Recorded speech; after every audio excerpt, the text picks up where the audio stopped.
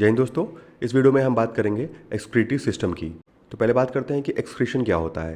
तो देखिए, एक्सक्रीशन वो प्रोसेस है जिसके हेल्प से जो हमारे बॉडी में जो टॉक्सिक वेस्ट प्रेजेंट है उस वेस्ट को हम अपनी बॉडी से रिमूव करते हैं। उसी प्रोसेस को हम बोलते हैं एक्सक्रीशन। तो एक्सक्रीशन जो है वो प्लांट्स में भी होता है और एनिमल्स में भी होता है। तो पहले बात करते हैं प्लांट्स के एक्सक्रीशन के बारे में। तो देखिए, जो प्लांट्स में एक्सक्रीशन है उसका जो मेन वेस्ट प्रोडक्ट होता है वो होता है कार्बन डाइऑक्साइड, वाटर वेपर और ऑक्सीजन। इसके अलावा कुछ प्लांट्स ऐसे भी होते हैं जो वेस्ट के रूप में गम या रेजिन भी जो है वो रिलीज करते हैं। इसके अलावा प्लांट्स में लीव्स और स्टेम के थ्रू भी जो है एक्सक्रीशन होता है। लीव्स में प्रेजेंट होती है स्टोमेटा और स्टेम्स में प्रेजेंट है लेंटिसेल। तो इनके हेल्प से जो है ट्रांसपिरेशन होता है। ट्रांसपिरेशन क्या है? तो ट्रांसपिरेशन वो प्रोसेस है कि इसे जब सनलाइट प्रेजेंट होती है तो उस टाइम लीव्स से क्या होता है कि जो पानी की बूंदें हैं, यानी कि जो प्लांट में जो वाटर प्रेजेंट है वो क्या होगा, वो धीरे धीरे जो है वाटर वेपर बनने लगेगा और वाटर वेपर बन के वो एटमॉस्फेयर में रिलीज हो जाएगा। यानी कि जो प्लांट का वाटर है वो वाटर ड्रॉपलेट बन के फिर वाटर वेपर में कन्वर्ट हो जाता है। उसी प्रोसेस को हम बोलते हैं ट्रांसपिरेशन। तो आप इजी वर्ड में ये बोल सकते हैं कि ट्रांसपिरेशन एक ऐसा प्रोसेस है जिसमें जो प्लांट का वाटर है वो क्या हो रहा है, प्लांट से रिलीज हो जा रहा है in the form of water vapour.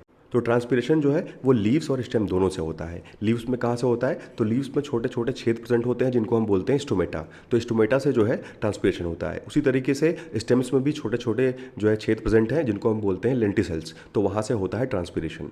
तो ये हो गया प्लांट का एक्सक्रीटिव सिस्टम।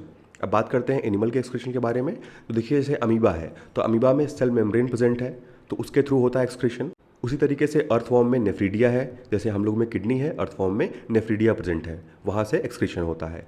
और प्रॉन में है ग्रीन ग्लैंड्स, टेपवॉर्म और फ्लैटवॉर्म में होता है फ्लेम सेल्स, यहाँ से ये एक्सक्रीट करते हैं।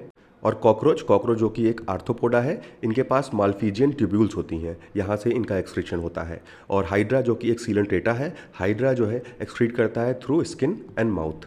तो देखिए, जो एक्सक्रीशन है उसमें कई नाइट्रोजनस वेस्ट जो है वो निकलते हैं। तो नाइट्रोजनस वेस्ट के बेसिस पे जो है ऑर्गेनिज्म को जो है 4 पार्ट में डिवाइड किया गया है। तो पहला ऐसे ऑर्गेनिज्म जो कि अमोनिया एज ए वेस्ट जो है वो रिलीज करते हैं। तो जो अमोनिया है वो वाटर सॉल्युबल होता है और अमोनिया जो है वो सबसे ज़्यादा टॉक्सिक होता है। तो अमोनिया कौन रिलीज करता है? तो एक्वेटिक एनिमल्स जितने भी हैं वो सब अमोनिया रिलीज करते हैं। इसके अलावा जितने भी इमेच्योर एम्फीबियंस होंगे वो अमोनिया रिलीज करेंगे। उसके बाद कुछ ऑर्गेनिजम्स हैं जो कि यूरिक एसिड रिलीज करते हैं। और यूरिक एसिड जो है ये सेमी सॉलिड वेस्ट है और ये जो है वाइट पेस्ट टाइप का होता है। और यूरिक एसिड जो है अमोनिया के कंपैरिजन में लीस्ट टॉक्सिक है।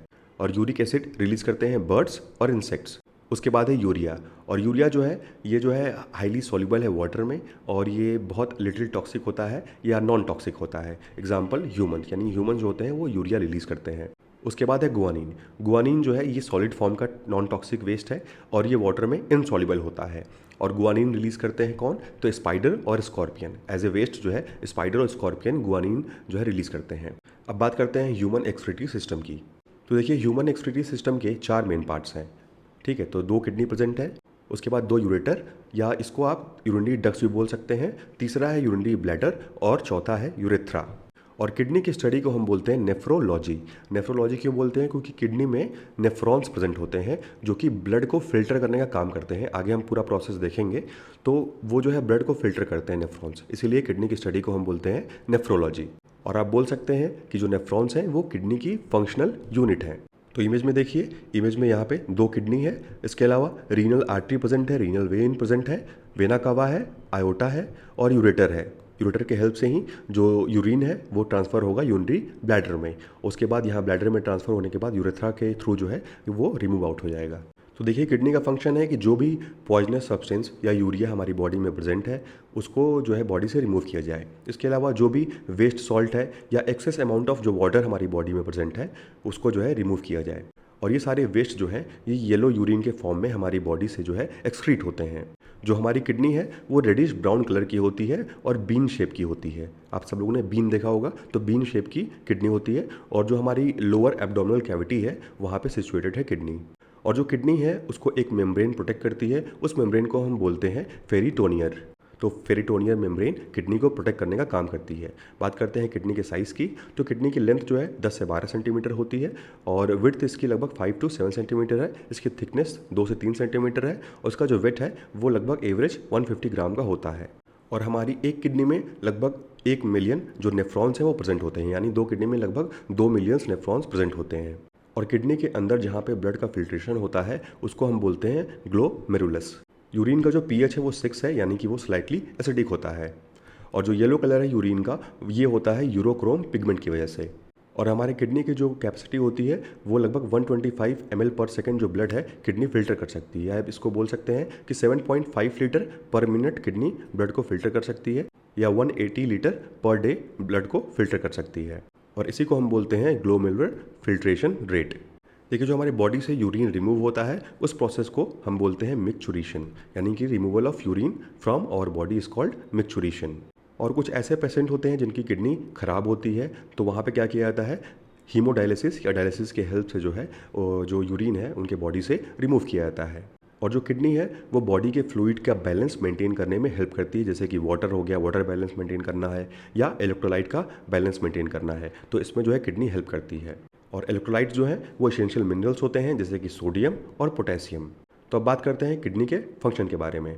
तो किडनी जो है हमारे बॉडी से जो टॉक्सिन है, हमारे ब्लड में जो टॉक्सिन प्रेजेंट है उसको रिमूव करने का काम करती है। और हमारे ब्लड में जो वेस्ट प्रेजेंट होते हैं उसको भी रिमूव करने का काम करती है किडनी। बात करें वेस्ट प्रोडक्ट की, तो कैसे वेस्ट प्रोडक्ट है, तो नाइट्रोजन के जो वेस्ट हैं जिसको हम यूरिया बोलते हैं, इसके अलावा मसल के वेस्ट हैं जैसे कि क्रिएटिन है और कुछ एसिड्स, तो इनको जो है बॉडी से रिमूव करने का काम करती है किडनी। बात करते हैं क्या प्रोसेस है, किस प्रोसेस के थ्रू जो है ये वेस्ट हमारी बॉडी से रिमूव होते हैं। तो देखिए यहाँ पे इमेज में देखिए, यहाँ पे रीनल आर्टरी प्रेजेंट है, ठीक है, रीनल आर्टरी। तो रीनल आर्टरी के थ्रू जो ब्लड है वो किडनी के अंदर जो है फ्लो करता है। और हमारी किडनी में बहुत छोटे छोटे पतले पतले जो है ब्लड वेसल्स प्रेजेंट हैं, और ये ब्लड वेसल्स जो हैं उस ब्लड को फिल्टर करने का काम करते हैं। उसके बाद फिल्टर होने के बाद वापस से जो ब्लड है वो रीनल वेन में ट्रांसफ़र हो जाता है। ये आप देख सकते हैं यहाँ पे रीनल वेन है। तो ये रेड वाला जो है ये रीनल आर्टरी है, और ये ब्लू वाला जो है रीनल वेन है। तो रीनल आर्टरी से ब्लड एंटर करता है और यहाँ पे प्यूरीफाई होने के बाद वापस जो है रीनल वेन से बाहर आ जाता है। और जो येलो वाला एरिया है ये आप देख रहे हैं जिसको हम बोलते हैं यूरेटर, यहाँ से जो वेस्ट मटेरियल है ये यूरिनरी ब्लैडर में चला जाता है। इसके अलावा किडनी और कई फंक्शन परफॉर्म करती है। तो जैसे देखिए किडनी जो है पीएच बैलेंस भी मेंटेन करने का काम करती है, यानी कि हमारे ब्लड का जो पीएच लेवल होता है उसको भी मेंटेन करने का काम किडनी का है। और अगर मान लीजिए हमारी बॉडी में ग्लूकोज की मात्रा कम होती है तो किडनी जो है वो ग्लूकोज प्रिपेयर करने का भी काम करती है। इसके अलावा एक प्रोटीन भी बनाती है किडनी जिसको हम बोलते हैं रेनिन। और रेनिन क्या करता है, हमारे ब्लड प्रेशर को इंक्रीज करता है। और किडनी से 2 हार्मोन्स भी सीक्रेट होते हैं, पहला है कैल्सिट्रियोल और दूसरा है एरिथ्रोपायोटीन। तो कैल्सिट्रियोल जो है ये एक विटामिन डी का जो है एक फॉर्म है, और जो एरिथ्रोपायोटीन है ये आरबीसी बनाने में हेल्प करता है, यानी कि बोन मैरो के अंदर जो रेड ब्लड कार्पसल्स का फॉर्मेशन होता है उसमें हेल्प करता है एरिथ्रोपायोटीन। तो देखिए यहाँ पे कुछ वेस्ट सब्सटेंस दिए गए हैं जो कि ब्लड से रिमूव होते हैं। तो कौन कौन से वेस्ट सब्सटेंस हैं, तो पहले तो जो सॉल्ट या आयन जो बहुत ज़्यादा अमाउंट में प्रेजेंट है उनको रिमूव करता है, जैसे कि सोडियम हो गया, और क्लोरीन है, मैग्नीशियम, कैल्शियम, या जो हाइड्रोकार्बन्स हैं। तो इनको अगर ये एक्सेस अमाउंट में प्रेजेंट है तो इनको जो है किडनी रिमूव कर देती है बॉडी से। इसके बाद यूरिक एसिड है उसको रिमूव करती है, अमोनिया हो गया, क्रिएटिन हो गया, यूरिया, या जो भी एक्सेस हार्मोन्स रिलीज होते हैं बॉडी से उनको रिमूव करती है। और जो एक्सेस वाटर बॉडी में प्रेजेंट है उसको भी रिमूव करती है किडनी। तो 2 किडनी हमारी बॉडी में प्रेजेंट है, और दोनों किडनी के ऊपर एक ग्लैंड प्रेजेंट होती है, इसको हम बोलते हैं एड्रिनल ग्लैंड। और इस ग्लैंड से जो है एड्रेनलिन हार्मोन सिक्रीट होता है। इसके अलावा कॉर्टिसोल हार्मोन सिक्रीट होता है। तो एड्रेनलिन और जो कॉर्टिसोल हार्मोन है ये दोनों हार्मोन क्या करते हैं कि हमारी बॉडी में जब हमारी बॉडी स्ट्रेस में होती है तो उस टाइम ये हार्मोन सिक्रीट होते हैं और स्ट्रेस को कम करने की कोशिश करते हैं। इसके अलावा कॉर्टिसोल कुछ इंपॉर्टेंट रोल और प्ले करता है, जैसे कि जो मेटाबॉलिज्म है हमारा, जो पाचन क्रिया है हमारी बॉडी की, उसको कंट्रोल करने का काम भी कॉर्टिसोल का है।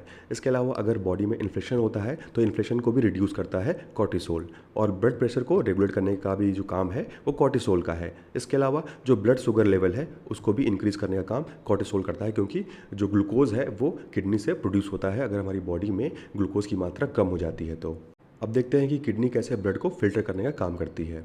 तो देखिए हर किडनी में मिलियंस ऑफ जो नेफ्रॉन्स हैं वो प्रेजेंट होते हैं, और ये नेफ्रॉन्स जो होते हैं ये किडनी की फिल्टरिंग यूनिट है, यानी कि यही नेफ्रॉन्स जो है वो फिल्टर करते हैं।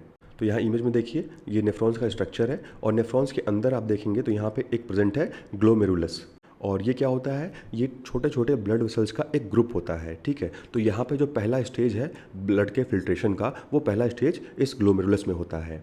और यहाँ पर फिल्टर होने के बाद क्या होता है, जो सब्सटेंस है वो उसके बाद रेनल ट्यूब में पास हो जाएगा। और इस प्रोसेस को, यानी कि जो ये प्रोसेस यहाँ पे जो फिल्ट्रेशन का जो प्रोसेस है पहला वाला स्टेज, इसको हम बोलते हैं ग्लोमेरुलर फिल्ट्रेशन। क्योंकि यहाँ पे जो फिल्ट्रेशन है वो ग्लोमेरुलस के हेल्प से हो रहा है, इसीलिए इस प्रोसेस को हम बोलेंगे ग्लोमेरुलर फिल्ट्रेशन। तो ग्लोमेरुलस के बाद जो ब्लड था वो कहाँ ट्रांसफ़र हो गया था, तो रेनल ट्यूब्यूल्स में ट्रांसफ़र हो गया था।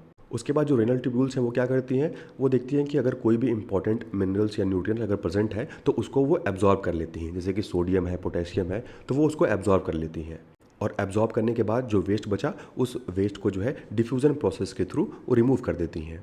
तो अगर आपसे पूछा जाए कि क्या कोई बिना किडनी के ज़िंदा रह सकता है, तो हाँ, रह सकता है। देखिए, किडनी रिमूव करने के प्रोसेस को हम बोलते हैं रेडिकल नेफ्रोक्टोमी। और कभी कभी क्या होता है, कई लोगों के पास सिर्फ एक किडनी होती है। कब हो सकता है ये, तो मान लीजिए कैंसर की वजह से या किसी इंजरी की वजह से उनकी किडनी को रिमूव कर दिया गया हो, तो एक किडनी पे भी वो इंसान ज़िंदा रह सकता है। और सेकंड कंडीशन है कि कोई कोई पर्सन ऐसे होते हैं जो सिर्फ एक किडनी के साथ ही उनका जन्म होता है, और इसको हम बोलते हैं रेनल एजेनेसिस। तो रेनल एजेनेसिस एक ऐसा डिसऑर्डर है जिसमें पर्सन के अंदर सिर्फ और सिर्फ एक किडनी प्रेजेंट होगी। उसके बाद दूसरा डिसऑर्डर है किडनी का, किडनी डायलेप्सिया। और किडनी डायलेप्सिया में क्या होता है कि किडनी तो दो प्रेजेंट होती है लेकिन एक वर्क नहीं करती है, तो उसको हम बोलते हैं किडनी डायलेप्सिया। लेकिन इन तीनों कंडीशन में इंसान जिंदा रह सकता है। अब बात करते हैं किडनी के पार्ट्स के बारे में। तो देखिए, मेनली किडनी में 4 पार्ट्स होते हैं। पहला है कैप्सूल, दूसरा है कॉर्टेक्स, तीसरा है मेडुला और चौथा है पेल्विस। तो येलो वाला जो एरिया देख रहे हैं वो कैप्सूल वाला एरिया है, तो इसको आप बोल सकते हैं किडनी कैप्सूल। तो यहाँ पे जो है 3 लेयर, जो कनेक्टिव टिश्यू है उसकी 3 लेयर प्रेजेंट होती है, और ये कैप्सूल जो है ये किडनी को इंजरी से प्रोटेक्ट करता है। इसके अलावा स्टेबिलिटी को इंक्रीज़ करने का काम करता है, और जो सराउंडिंग टिश्यू है यानी किडनी के आसपास का जो टिश्यू है उससे किडनी को कनेक्ट रखता है। उसके बाद है रीनल आर्टरी। रीनल आर्टरी, ये जो रेड वाला आप देख रहे हैं ये रीनल आर्टरी है। और रीनल आर्टरी क्या करता है कि ब्लड जो है कितना किडनी में फ्लो करेगा उसको कंट्रोल करने का काम करता है। उसके बाद है रीनल कॉर्टेक्स। तो रीनल कॉर्टेक्स आप देख सकते हैं, ये जो ये वाला एरिया है कैप्सूल के बाद वाला। तो जो रीनल कॉर्टेक्स है यहाँ पे प्रेजेंट है नेफ्रॉन्स। ठीक है, नेफ्रॉन्स आपके हो गए ब्लड के फिल्टरिंग यूनिट्स। तो यहीं से जो है फिल्ट्रेशन स्टार्ट होता है। और रीनल कॉर्टेक्स जो है वो एरिथ्रोपायोटीन सिक्रीट करते हैं, और एरिथ्रोपायोटीन जो है वो आरबीसी बनाने में हेल्प करते हैं बोन मैरो में। उसके बाद है रीनल पैपिला। तो पैपिला आप देख सकते हैं, ये है पैपिला का स्ट्रक्चर, ये वाला पैपिला है। और पैपिला क्या करता है, तो जो यूरिन है, यूरिन को ट्रांसफ़र करता है यूरेटर में। ठीक है, तो पैपिला यहाँ पे है, यहाँ से यूरिन जो है कहाँ ट्रांसफ़र होगा, यूरेटर में। उसके बाद है रीनल पेल्विस। तो रीनल पेल्विस देखिए, ये वाला एरिया, जो ग्रीन वाला एरिया आप देख रहे हैं, ये है रीनल पेल्विस। ये क्या करता है कि रीनल पेल्विस जो है ये फनल शेप का स्ट्रक्चर होता है। ये यूरिन को कलेक्ट करता है और यूरेटर में पास करता है, यानी कि जो यूरिनरी ब्लैडर है उसमें यूरिन को पास करता है रीनल पेल्विस। उसके बाद है रीनल वेन। रीनल वेन ये वाला है जहाँ से ब्लड बाहर निकलेगा। तो जब जो ब्लड है वो फिल्टर हो गया, वो पूरी तरीके से साफ़ हो गया, उसके बाद ब्लड जो है रीनल वेन के थ्रू बाहर निकलेगा और वापस हार्ट की तरफ चला जाएगा। ठीक है, ताकि वहाँ से फिर से पंप होके डिफरेंट ऑर्गन्स के पास जो ब्लड है वो पहुँच सके। इसके अलावा और कई एक्सक्रीटरी ऑर्गन हमारे बॉडी में प्रेजेंट है, जैसे कि स्किन। तो स्किन की स्टडी को हम बोलते हैं डर्मेटोलॉजी। डर्मेटोलॉजी क्यों बोलते हैं, क्योंकि जो स्किन की ऊपरी लेयर होती है उसको हम बोलते हैं डर्मिस, इसीलिए स्किन की स्टडी को हम बोलते हैं डर्मेटोलॉजी। और जो स्किन के डॉक्टर होते हैं उनको हम बोलते हैं डर्मेटोलॉजिस्ट। और स्किन हमारे बॉडी का सबसे लार्जेस्ट ऑर्गन है। इसके अलावा स्किन में स्वेट ग्लैंड भी प्रेजेंट होती है, जहाँ से जो स्वेट है, जो पसीना है, वो रिलीज़ होता है। इसके अलावा स्किन पे हेयर प्रेजेंट है, और एक सीबेसियस ग्लैंड भी प्रेजेंट होती है। ठीक है, तो सीबेसियस ग्लैंड जैसे ईयर में जो है ईयर से वैक्स निकलता है या नोज से वैक्स निकलता है, तो जो सीबेसियस ग्लैंड है वो वैक्स को सिक्रीट करने का काम करती है, इसलिए सीबेसियस ग्लैंड को हम वैक्स ग्लैंड भी बोलते हैं। और ये जो वैक्स रिलीज होते हैं ये क्या करते हैं कि जो बाहर का डस्ट है या जो इन्फेक्शन है उससे हमको बचाते हैं। तो ये था एक्सक्रीटरी सिस्टम। इसका नोट्स आपको टेलीग्राम ग्रुप से मिल जाएगा। Thank you and thanks for watching.